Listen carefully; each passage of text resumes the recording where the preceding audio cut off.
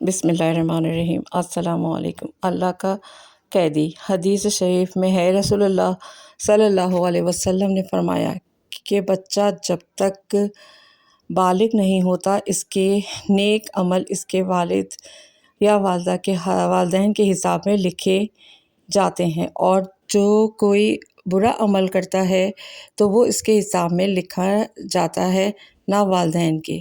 پھر جب وہ بالغ ہو جاتا ہے تو حساب اس کے لیے جاری ہو جاتا ہے۔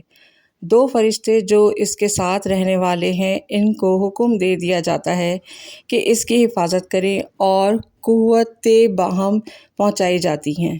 جب حالت اسلام میں 40 سال کی عمر کو پہنچ جاتا ہے تو اللہ تعالیٰ اس کو 3 قسم کی بیماریوں سے محفوظ کر دیتے ہیں۔ جنون، جذام، برس سے جب 50 سال کی عمر کو پہنچتا ہے تو اللہ تعالیٰ اس کا حساب بالکل کر دیتے ہیں۔ جب 60 سال کی عمر کو پہنچتا ہے تو اللہ تعالیٰ اس کو اپنی طرف رجوع کر لیتے ہیں۔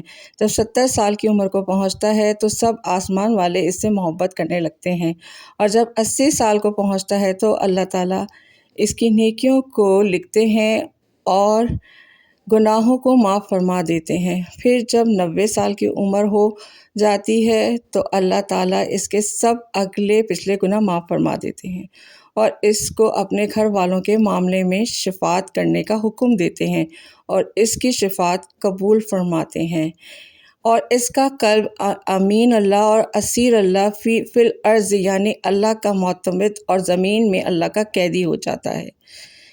کیونکہ اس عمر میں پہنچ کر عموماً انسان کی قوت ختم ہو جاتی ہے، کسی چیز میں لذت نہیں رہتی، قیدی کی طرح عمر گزارتا ہے، اور جب انتہائی عمر کو پہنچ جاتا ہے تو اس کے تمام وہ نیک عمل نامہ اعمال میں برابر لکھے جاتے ہیں جو اپنی صحت اور قوت کے زمانے میں کیا کرتا تھا، اور اگر اس سے کوئی گناہ ہو جاتا ہے تو وہ لکھا نہیں جاتا۔ ویڈیو پسند آئے تو اسے لائک، شیئر اور سبسکرائب کیجیے۔